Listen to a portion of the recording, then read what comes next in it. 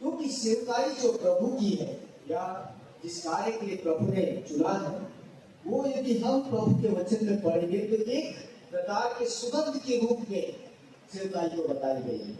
मतलब खुशबू एक ऐसी चीज है जो हर कोई पसंद करता है और उससे अच्छा लगता है, हमें उससे अच्छा महसूस होता है। तो प्रभु के वचन में लिखा है कि उसी प्रकार प्रभु की सेवकाई भी एक खुशबू के समान होनी चाहिए। प्रभु के सेवक का जीवन एक खुशबू के समान होनी चाहिए। चाहे हम प्रभु के सेवक हैं, चाहे सेविकाएं हैं, लोग हमारे साथ आनंद से मिलना चाहिए, लोग हमारे साथ संगति रखने में आनंदित होना चाहिए। ऐसा प्रभु के वचन में हमारे लिए लिखा, क्योंकि हम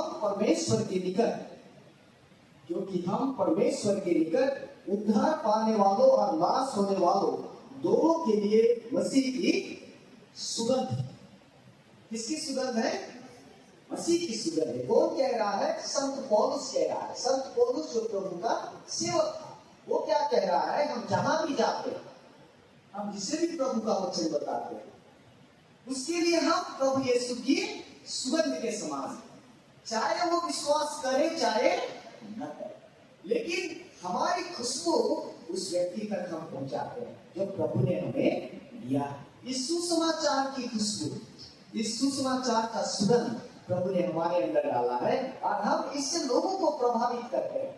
तो ये एक मसीह के लिए, प्रभु के लोगों के लिए अत्यंत आवश्यक है अपने अंदर एक ऐसी खुशबू को रखना जो सामने वाले को प्रभावित करता है।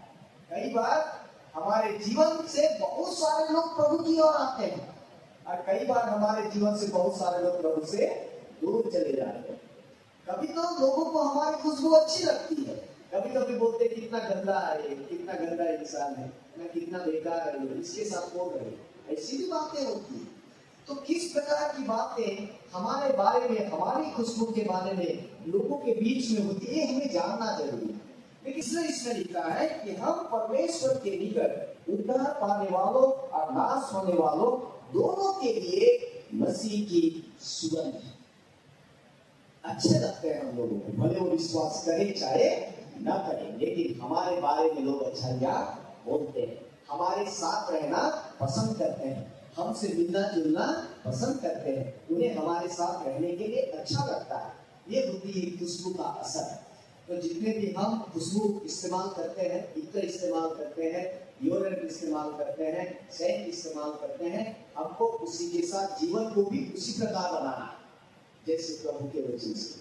तो ये जरूरी है। तो आज का वचन उसी के बारे में हमें सिखाता है कि अभिषिक्त सेवकाई मसीह के सुगंध के समान है, या फिर चुनी हुई सेवकाई जो प्रभु ने चुना हमें, वो एक सेवकाई मसीह के सुगंध के जैसी होनी चाहिए। एक अच्छी सेवकाई होनी चाहिए और उस सेवकाई के द्वारा प्रभु खुश होना चाहिए।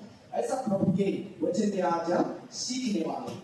जो वचन हमने पढ़ा है, इसमें हम पाते हैं कि लूका उसके 10वें अध्याय में हम पाते हैं कि प्रभु ने 70 चेलों को बुलाया। कितने चेलों को बुलाया? 70 चेलों को बुलाया और उन्हें दो दो करके भेजा। ऐसा प्रभु के वचन में लिखा है। ये 70 कौन है? 12 से अतिरिक्त जो 12 चेले प्रभु ने चुने थे, उनसे अतिरिक्त और 70 प्रभु ने चुने। क्योंकि यदि आप 9वां अध्याय को पढ़ेंगे, उसके पहले भाग में पढ़ेंगे, इसमें लिखा है प्रभु ने 12 को बुलाया पहले, उन्हें सामर्थ्य काम करने के लिए प्रभु ने अधिकार दिया। 9वां अध्याय लूका 9 उसके पहले पद में लिखेंगे तो पढ़ेंगे तो उसमें लिखा है, फिर उसने 12 को बुलाकर उन्हें सब दुष्ट आत्मा बीमारियों को दूर करने की सामर्थ और अधिकार दिया। फिर लिखता है प्रभु ने और 70 को भी बुलाया। इसका मतलब यह है कि बहुत सारे लोग प्रभु के पीछे चल रहे थे, बहुत सारे लोग प्रभु के साथ साथ थे। 12 को प्रभु ने प्रेरित करके चुना, अपना चेला करके चुना, लेकिन उसके बाद भी और भी 70 लोगों को प्रभु ने चुना, जो उसके लिए प्रभु ने, इसमें लिखता है, काम करने के लिए प्रभु ने चुना। इसमें लिखता है इन बातों के बाद प्रभु ने 70 और मनुष्य नियुक्त किए और जिस जिस नगर और जगह को वो आप जाने पर था, वहां उन्हें दो दो करके आगे भेज दिया। प्रभु ने चुना, 12 चेलों को छोड़कर अतिरिक्त 70 लोगों को प्रभु ने चुना। किस बात के लिए प्रभु ने चुना? इसमें लिखा है कि वे उन जगहों पर जाए जहां प्रभु जाने वाला। ऐसा प्रभु के वचन में लिखा है कि जिस जिस नगर और जगह वो आप जाने वाला था, कौन जाने वाला था? प्रभु जाने वाला था। तो उसने क्या किया? अपने लोगों को भेजा कि मैं इसके पहले क्यों आ जाऊं, आप जाकर उस जगह में मेरे सुसमाचार को बताइए। इसके पहले कि मैं जाऊं, आपका काम है कि आप जाइए। आपको मैंने अलग अलग जगह दिए, कोई इधर जाइए, कोई उधर जाइए, कोई इस शहर में जाइए, कोई उस शहर में जाइए। आप जाइए, जहां जहां जा सकते हैं आप जाइए, और मेरे आने के पहले मेरे काम को पूरा करिए। हालेलुया। प्रभु का चुनाव किस बात के लिए होता है? प्रभु के काम को पूरा करें। प्रभु आने वाला है और प्रभु ने हमें अनेक जगहों पर रखा है। इसके पहले कि प्रभु आए, हमारा काम क्या है? प्रभु के काम को पूरा करना है। एक प्रभु के चुने हुए जन, आप और मैं और हम सभी का काम यह है कि प्रभु के आने के पहले हम उन जगहों पर जाएं और प्रभु के कार्य को पूरा करें। ये प्रभु चाहता है, ये प्रभु चाहता है। तो प्रभु के चुने हुए लोगों का काम है कि प्रभु की जगह में जाकर प्रभु के काम को पूरा करें, प्रभु के दूत बनकर जाए। हम अक्सर सुनते हैं ना, दूत बनकर जाना। क्या बनकर जाना है? दूत बनकर जाना है, प्रभु का सेवक बनकर जाना है, प्रभु के काम करने वाले बनकर जाना है। तो सबसे पहली बात सेवकाई में ये है कि हम प्रभु के द्वारा चुने गए हैं प्रभु के काम को करने के लिए। किस काम के लिए चुने गए हैं? प्रभु के काम को पूरा करने के लिए चुने गए हैं। जहां जहां प्रभु जा सकता, अभी मानकर चलिए हम जिस क्षेत्र में हैं वहां प्रभु ने हमें भेजा और हम देख रहे हैं कि क्या क्या हो रहा है। प्रभु आने वाला है, हमारा काम क्या होगा? उस जगह को प्रभु के आने के लिए तैयार करना, लोगों के जीवन में काम करना, उन्हें लोगों को बताना, उनकी समस्याओं को सुलझाना, बीमारों के लिए प्रार्थना करना, हर प्रकार के बंधन में पड़े लोगों को बाहर निकालने का प्रयास करना, ताकि जब प्रभु आए तो देखे कि उनको दिया हुआ एरिया बहुत ही अच्छा है, मेरे दास ने बहुत अच्छा काम किया। प्रभु ऐसा बोलना चाहिए। वो आने वाला है, उसके पहले उसने हमें भेजा। प्रभु ने 70 लोगों को क्या कर भेजा कि मैं इन शहरों में आने वाला, लेकिन मेरे आने के पहले तुम जाओ, तुम जाकर जगह को तैयार करो। और इसमें लिखा है प्रभु के वचन में 8 और 9 पद में, और जिस नगर में जाओ वहां के लोग तुम्हें उतारे और जो कुछ तुम्हारे सामने रखा जाए वही खाओ, वहां के बीमारों को चंगा करो। इसमें लिखता है, और उनसे कहो कि परमेश्वर का राज्य तुम्हारे निकट आ गया है। प्रभु का संदेश देने की जिम्मेदारी हमारी है। प्रभु के नाम में लोगों के लिए प्रार्थना करने की जिम्मेदारी हमारी है। प्रभु के नाम में प्रभु के शुभ समाचार को बताने की जिम्मेदारी हमारी है। इसके पहले कि प्रभु आए, हमें अपने अपने जगह पे प्रभु का काम करना है। हालेलुया। इसके लिए प्रभु ने 70 लोगों को चुना। तो हम प्रभु के राजदूत हैं, प्रभु के वचन में लिखा है। यदि आप 2 कुरिन्थियों 5 और उसका 20वां पद पढ़ेंगे, 2 Corinthians chapter 5 verse 20, इसलिए हम मसीह के राजदूत हैं। और आगे लगता ऐसा लिखता है, मानो परमेश्वर हमारे द्वारा विनती कर रहा है। किसके द्वारा विनती कर रहा है? हमारे द्वारा। हम मसीह की ओर से निवेदन करते हैं कि परमेश्वर के साथ मेल मिलाप कर लो। संसार से प्रभु हमारे द्वारा बातें करना चाहता है, हमारे द्वारा। ऐसा वचन में लिखता है कि हम प्रभु के राजदूत हैं, और मानो प्रभु हमारे द्वारा संसार से बातें करना चाहता है कि भाई परमेश्वर से रिश्ता अच्छा कर लो, प्रभु आने वाला है। हालेलुया। ये जिम्मेदारी हमारी है। हम जहां भी रहे, हमें प्रभु ने भेजा।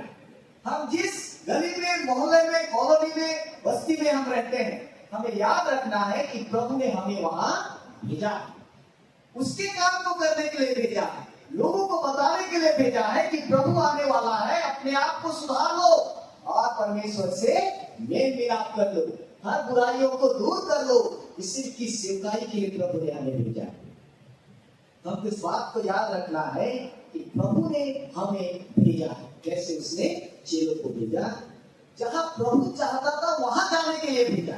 मतलब जहां हम हैं वहां प्रभु जाने वाला था, लेकिन उसने हमें भेजा। जो प्रभु करना चाहता उस काम को करने के लिए भेजा है। किस बात के लिए भेजा है? जो प्रभु करना चाहता था। अब आए हमारे मोहल्ला में, तो प्रभु क्या क्या करना चाहेगा?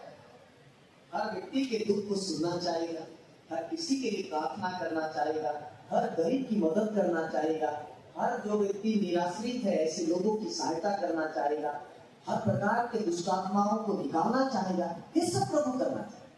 और प्रभु क्या कह रहा है कि मैं जो काम करने वाला हूं, मैंने तुम्हें भेजा है कि मेरे नाम से करो। तो पहला क्या काम है प्रभु के चुनाव का? हम उसके राज की, हम उसके बुलाए या चुने हुए लोग। दूसरा जो प्रभु के लोग हैं, इसमें दूसरी बात लिखी है जो हमको सीखना है। इसमें लिखता है प्रभु के वचन में, यदि हम आगे पढ़ेंगे तो इसमें लिखता है, ये दूसरा प्रभु, उसने उनसे कहा पक्के खेत बहुत है, पके हुए खेत बहुत है, परंतु मजदूर थोड़े हैं। फसल कौन काटता है? मजदूर। खेती बाड़ी करने वाले हम सब जानते हैं, ठीक है। इसमें लिखता है, इसलिए खेत के स्वामी से विनती करो कि अपने खेत काटने को मजदूर भेजे। कैसा होना चाहिए प्रभु का चुना हुआ जन? किस प्रकार का होना चाहिए प्रभु के लिए? एक मजदूर के समान होना चाहिए। उसका काम क्या है? फसल काटना, ठीक है, फसल काटना, लोगों को प्रभु में लाना, फसल को प्रभु के घर में लाना, उसका काम है। तो एक मजदूर के समान प्रभु चाहता है कि उसके लोग काम करें। किसके जैसा? किसके जैसा? एक मजदूर के जैसा। दिन नहीं रात में हमें काम प्रभु के लिए करना है, चाहे उसके लिए मेरी नींद चली जाए, चाहे मेरे कमर में दर्द हो जाए, मुझे झुके झुके टाइम हो गया, मैं अब नहीं कर सकता, ये बातें नहीं है। जैसा एक मजदूर फसल काटने के लिए परिश्रम करता है, प्रभु चाहता है कि प्रभु के लोग एक मजदूर के जैसा परिश्रम करें प्रभु के राज्य में लोगों को लाने के लिए। किसके राज्य में लाने के लिए? प्रभु के राज्य में लाने। ऐसा लिखा है इस वचन में कि प्रभु के राज्य में लोगों को लाने के लिए एक मजदूर के जैसा प्रभु के लोगों को काम करना है, एक अधिकारी के जैसा नहीं। हम अधिकारी के जैसा काम करते हैं, मजदूर के जैसा। अधिकारी खेत में जाके फसल काटता है क्या? काटता है? कभी आपने देखा है कि अधिकारी क्या करता है? मजदूर करता है। हमारा अधिकारी प्रभु और हम प्रभु के मजदूर। उसके घर में लोगों को लाने की जिम्मेदारी हमारी, और उस कार्य के लिए हमें दिन रात एक करके काम करना है, प्रभु के लिए काम करना है। हम कर रहे हैं प्रभु के लिए काम दिन रात। हम तो केवल अपने लिए काम,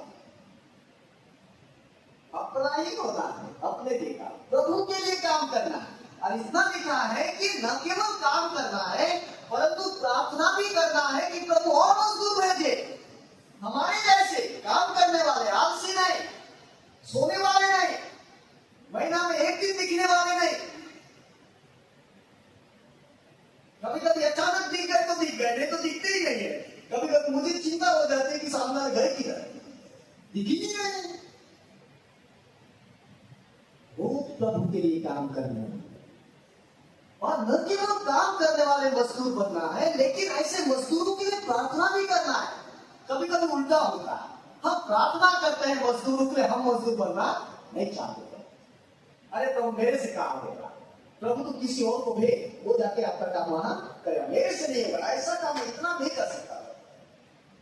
ऐसा नहीं लिखा हो। तुम मजदूर बनो और मजदूरों के लिए प्रार्थना करो। लिखा क्या लिखा है प्रभु के वचन में? कि तुम एक मजदूर बनो और प्रभु के घर के मजदूरों के लिए प्रार्थना करो। इसका मतलब ये कि हम और दूसरे सब प्रभु के घर में मजदूरी करने वाले लोग, हम सबको एक मजदूर के जैसा काम करना है प्रभु के लिए। ऐसा वचन में लिखा है। उसने उनसे कहा, पके हुए खेत तो बहुत है, परंतु मजदूर थोड़े हैं। इससे खेत के स्वामी से विनती करो कि अपने खेत काटने को मजदूर भेजे। तुम भी मजदूरी करो और दूसरे मजदूरों के लिए भी प्रार्थना करो, ताकि फसल को जल्दी से जल्दी प्रभु के घर में लाया जा सके। यदि एक जुट मजदूरी करेगा तो काम बहुत धीरे होगा। यदि 5 लोग काम करेंगे तो काम थोड़ा जल्दी होगा। यदि 10 लोग काम करेंगे तो और जल्दी होगा, और यदि 100 लोग काम करेंगे तो और जल्दी होगा। तो प्रभु कहता है कि मैंने तुझे भेजा है अब तू प्रार्थना करके प्रभु और किसी को तेरे साथ खड़ा करे ताकि तू परमेश्वर के घर के लिए काम। हालेलुया। ये है प्रभु की इच्छा। तो हम अधिकारी के रूप में नहीं, एक मजदूर के रूप में प्रभु के घर में काम करना। हमारा अधिकारी कौन है? प्रभु। हमारा अधिकारी प्रभु है और हम प्रभु के घर के मजदूर हैं। हम प्रभु के घर के लोग हैं। एक मजदूर दिन रात काम करता है, उसी प्रकार हमें भी प्रभु के लिए दिन रात काम करना है, उसके भवन के लिए काम करना, कभी कभी नहीं, रोज काम करना है। दूसरी बात, दूसरों के लिए भी प्रेयर करना है, प्रभु और लोग भेजिए, हम ज्यादा काम करना चाहते हैं, जल्दी से जल्दी हम फसल को आपके घर में लाना चाहते हैं। ऐसे लोगों के साथ मैं खड़ा रहकर नहीं, प्रभु मैं भी उनके साथ लेकर काम करूंगा, ये अति जरूरी है। उसके बाद लिखता है कि हमको मिलकर काम करना, काम को जल्दी खत्म करना है, कि वो रात आने वाली है जब कोई काम नहीं कर सकता। प्रभु ने कहा जब तक दिन है काम करो, प्रभु कहता है। रात आने वाली है, कोई काम कर नहीं पाएगा, वो दिन आने वाला है, तब हम चाहकर भी नहीं कर सकेंगे प्रभु के लिए। प्रभु बोलेगा तेरे को बहुत टाइम दिया, तू तो भूख भूख के था, सो के था। जब प्रभु आ गया तो हम बोलेंगे प्रभु थोड़ा समय दो, मैं आप थोड़ा काम करो, अब मैं आपके लिए काम करूंगा। कभी कभी पूरी जवानी तो हम लोग दूसरा जगह लगाते हैं और 70-80 साल के बाद प्रभु के लिए काम करना चाहते हैं। कभी कभी ऐसा भी होता है, जो समय हमारा है उस समय में प्रभु के लिए काम करना नहीं चाहिए, पूरा संसार का काम करें, और जब समय खत्म हो गया तब हम प्रभु का काम ढूंढते हैं। कई बार ऐसे भी लोग, ऐसा जरूरी नहीं है कि हम एक कृष्ण के रूप में, पास्टर के रूप में काम करें। हम सब प्रभु के चुने हुए लोग, अपना उत्तम समय प्रभु के लिए, जो जो वरदान प्रभु ने दिया है प्रभु के लिए, जो कर सकते हैं प्रभु के लिए करें। इंतजार न करें कि जब मैं 70 साल का हो जाऊंगी तब मैं जाके उपवास की प्रार्थना करूं, उतना इंतजार मत करें। 70 साल हमने देखा नहीं, जब समय है हमें प्रभु के लिए काम करें, जब हम जवान हैं प्रभु के लिए काम, क्या क्या कर सकते हैं प्रभु के लिए, जो जो कर सकते हैं प्रभु के लिए, जो भी वरदान प्रभु ने दिया है प्रभु के लिए हम क्या कर सकते हैं, कैसे कर सकते हैं, हमें ये ढूंढ कर प्रभु के लिए काम करें। तो इसमें लिखता है कि प्रभु स्वयं भी एक सेवक के रूप में काम किया। कैसे काम किया प्रभु? एक सेवक के रूप में काम किया। इसको आप और मैं देख सकते हैं, यदि आप फिलिपियों की पत्री आप पढ़ेंगे, उसका दूसरा अध्याय 6 या 7 पद में लिखा है, परमेश्वर के स्वरूप में होकर भी उसने एक दास का स्वरूप धारण कर लिया। ऐसा नहीं है कि हमारे प्रभु ने हमको मजदूर बनाया वो नहीं किया, ऐसा नहीं, वो खुद भी एक दास के रूप में काम किया। ऐसा प्रभु के वचन में परमेश्वर के तुल्य होकर भी उसने अपने आप को उसके बराबर न समझा, परंतु शून्य कर दिया अपने आप को, लिखा है। यदि आप इसको पढ़ेंगे फिलिपियों 2:6-7, और इसमें लिखता है और दास का स्वरूप धारण कर लिया और मनुष्य की समानता में हमारे जैसा बन गया, हमें बचाने के।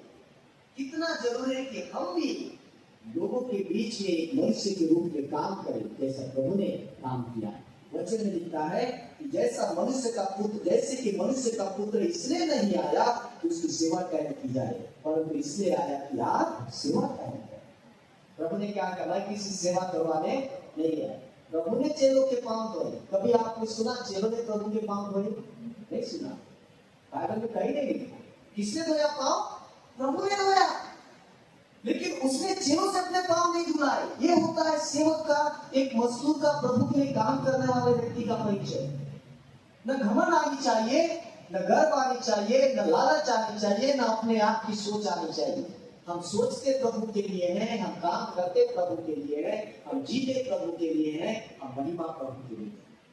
कुछ भी हमारे लिए नहीं, सब कुछ मालिक के लिए होता है, अधिकारी के लिए होता है। हम तो मजदूर हैं, प्रभु के घर में काम करते हैं। आप और मैं सब प्रभु के घर के मजदूर हैं।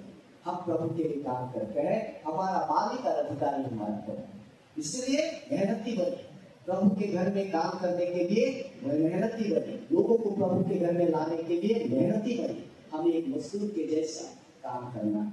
यदि हम तीसरी प्रमुख बात सीखें, हमने पहली बात सीखा, हम प्रभु के चुने हुए राजदूत हैं। जहाँ प्रभु जाएगा वहां हमें जाना है, जो प्रभु करना चाहता है उसे हमें करना। दूसरी बात हमने सीखा, हम मजदूर के जैसा काम करते हैं। प्रभु एक मजदूर जो दिन रात मेहनत करता है, कमर दर्द में भी काम करता है, सोता नहीं है, एब्सेंट नहीं होता है, गायब नहीं होता है, परिश्रम, लगातार परिश्रम। तीसरी जो महत्वपूर्ण बात है, प्रभु चाहता है कि उसके लोग चेलों को जब वे गए, प्रभु ने उन्हें भेजा, उसमें क्या लिखा? प्रभु ने उनसे कहा, जाओ, देखो मैं तुम्हें भेड़ों के समान भेड़ियों के बीच में भेजता हूं। कैसा जाना है प्रभु के लोगों को? कैसे जाना है संसार में? भेड़ के समान जाना है, ये जानते हुए भी कि भेड़िए पहले से संसार में हैं। हमारे विरोध में काम करने वाले लोग हैं, हमें सताने वाले हैं, हमें नुकसान पहुंचाने वाले हैं, फिर भी प्रभु कहता है तू भेड़िया बनकर मत जा, तुझे जाना है तो भेड़ बनकर जाना। ये सोचकर मत रहिए कि मैं जहां सब अच्छा है वहीं जाऊंगा, वहीं जाऊंगा। यदि ऐसा है तो फिर हम भेड़ बनकर नहीं जा रहे। भेड़ कैसा होता है? एकदम सच। बताया जाता है कि भेड़ सिर झुका दे तो केवल चरवाहे को ही जानता, आप किसी को भेड़ नहीं सुनती। वचन में भी लिखा है, भेड़े चरवाहे की आवाज सुनती है, उनको नाम लेकर बुलाता है, उसके पीछे पीछे जाती है। वो सिर उठा के भी नहीं देखती कि क्या, लेकिन वो आवाज तो जरूर जानती है। एक सच्चा भोला प्राणी होता है भेड़, जिसमें कपट नहीं है, जिसमें धोखा देने वाली बात नहीं है। ये उदाहरण भेड़ की। भेड़ बनना मतलब बिल्कुल सही और सच्चा बनना, अपने चरवाहे के, उसकी आवाज सुनना, उसके इच्छा के अनुसार काम करना, उस पर भरोसा रखना, अपने हर जरूरत पर प्रभु पर भरोसा। तो प्रभु चाहता है कि उसके लोग एक भेड़ के समान संगत में जाए, जो सब बातों में सिंपल हो, सच्चे हो, अच्छे हो, भरोसेमंद हो और प्रभु की बातें सुनने वाले हो। ये जानते हुए भी कि कपट सामने है, ये जानते हुए भी कि बुरे लोग सामने हैं, ये जानते हुए कि लोग उसे चीर सकते हैं, फाड़ सकते हैं, बिगाड़ सकते हैं, सब चीज जानते हुए उसे केवल चरवाहे पर भरोसा करके जाना कि मेरे साथ प्रभु चल रहा है, इसलिए मैं भी जाना। ये सारी चीजें हमारे विरुद्ध में है। प्रभु कहता है मैं जानता हूं कि भेड़िए हैं, आपको सताने वाले, दुख देने वाले, गिराने वाले, मारने वाले, सब करने वाले जगत में, मुझ पर भरोसा रख के भेड़ बनकर तुझे जाए। मतलब हमारे जीवन की सेवकाई में हर बात में एक सच्चाई दिखनी चाहिए। सच्चे और अच्छे जीवन के साथ हमें प्रभु का काम करना है, कपट के साथ नहीं, धोखेबाजी के साथ नहीं, किसी भी प्रकार के बुरे बर्ताव के साथ नहीं। हम कैसा सेवा कर रहे हैं अपने अपने जगहों पर? भेड़ के जैसा सेवा कर रहे हैं, भेड़िया के जैसा सेवा कर रहे हैं? कैसे सेवा कर रहे हैं आप मुझे बताइए। भेड़िया भेड़ दोनों हो सकता है, सुबह शाम लड़ते ही होंगे हम लोग, तब अचानक भेड़िया बन जाते हैं, बाकी समय भेड़ बने रहते। कोई छेड़ दे मुझे, कभी आपने देखा कि भेड़ भेड़िया से लड़ रहा हो? हम ऐसे हम भेड़िया बनकर लड़ना शुरू कर देते है ना। भेड़ तो हम नाम के लिए, अंदर बाहर से भेड़, अंदर से भेड़िया। आगे बाहर से भेड़ दिख रहे हैं, लेकिन अंदर एक भेड़िया का हृदय रखे हैं। ऐसी हमारी छाप आज समाज में है। हम भेड़ कम, भेड़िया ज्यादा दिखते हैं। हमारे बर्ताव, हमारे आचरण, हमारी बातें में भेड़ का गुण नहीं दिखता। किसका गुण दिखता है? भेड़िया का। हम भी किसी से कम थोड़ा है। प्रभु ये बोलकर भेज रहा है, मैं जानता हूं कि संसार में बुराइयां हैं, संसार में चुनौतियां हैं, संसार में सताव है, प्रताड़ना है, कपट है, छल है, धोखा है, सब कुछ संसार में है, लेकिन फिर भी मैं तुझे भेज रहा हूं, तुझे इन सब से बचकर अपने आप को भेड़ बनकर रखना। कैसे बनाकर रखने अपने आप को? भेड़ बनाकर रखना। ये सारी चीजें हमें प्रभावित नहीं करनी चाहिए। हम इन चीजों से प्रभावित हो जाते हैं। उसने गाली दिया, मैंने भी दे दिया, उसने मेरे साथ ऐसा किया, मैंने भी कर दिया। क्या गलत है उसमें? उसने किया तो मैंने भी किया। उसने एक झापड़ मुझे मारा तो मैंने भी दो लगा दिया। कंट्रोल नहीं हुआ। इस प्रकार का जीवन हमारे अंदर आ गया। वो मेरे से लड़ता है तो मैं भी उससे लड़ता हूं, वो मुझे नीचा दिखाती है तो मैं भी उसको नीचा दिखाता हूं। जैसे तो कैसा, इसका जवाब पत्थर से दे। प्रभु ने ऐसा नहीं सिखाया। प्रभु ने क्या सिखाया? तुझे भेड़ ही बनकर रहना है, भेड़ियों के बीच में रहना है, लेकिन भेड़ बनकर, भेड़ियों के बीच में रहना है परंतु भेड़ बनकर रहना है। भेड़िया तेरा कुछ नहीं बिगाड़ सकेगा क्योंकि मैं तेरे साथ हूं। कुछ नहीं कर सकेगा भेड़िया हमारा। हम निर्बल जरूर से हैं लेकिन हमारा प्रभु मजबूत है। हमें कमजोरियां जरूर से है लेकिन हमारे प्रभु में सारी कमजोरियों को दूर करने की ताकत। तो ये भेड़िया ने भेड़ बने रहे जीवन आराम जिए तो भेड़ियों के बीच ही जिए। तब लोगों को चलेगा कि यस ये भेड़ है और ये भेड़ है। ऐसा ना हो कि हम दिखने के लिए तो भेड़ हो गए, अंदर से भेड़िया हो गए। थोड़ी थोड़ी बातों में हमारे अंदर भेड़िए का जीवन आ जाए, ऐसा नहीं होना चाहिए। इस बात को हमको याद रखना है।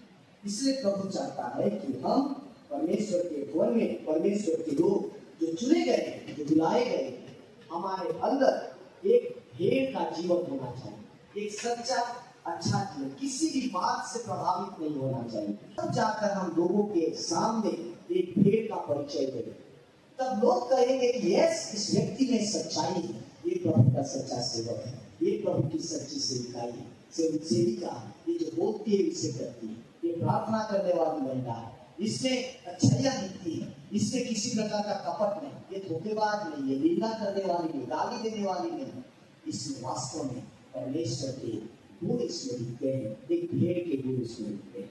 ये प्रभु हमसे उम्मीद करता है। हम प्रभु के लिए चुने गए हैं, जगत में भेड़ के जैसा जीने के लिए चुने गए हैं। सारी चुनौतियों के बीच में भी प्रभु कहता है तुझे भेड़ बने, भेड़िया बनना है। हम अपने आप को जांचने की जरूरत है कि हमें प्रभु ने चुना है। क्या हम प्रभु के लिए सच्चे राजदूत का काम कर रहे हैं? जहाँ प्रभु जाना चाहिए हम जा रहे हैं, जो प्रभु करना चाहिए हम कर रहे हैं। क्या हम प्रभु के लिए मजदूर के जैसा काम करते हैं या फिर हम आराम से काम, ऐसा काम? क्या हम प्रभु के लिए भेड़ के जैसा रहते हैं या फिर हम भेड़िया हो जाते हैं? ऐसी सेवा हम प्रभु के लिए करना चाहते हैं। एक प्रभु के लोगों को, प्रभु के चुने हुए लोगों को इन बातों का ख्याल रखना है कि मैं प्रभु के लिए कैसी सेवा कर रहा हूँ, कैसे जीवन के साथ सेवा कर रहा हूँ और कितनी उत्तम और सच्ची सेवा कर रहा हूँ। प्रभु सबको आशीष दे।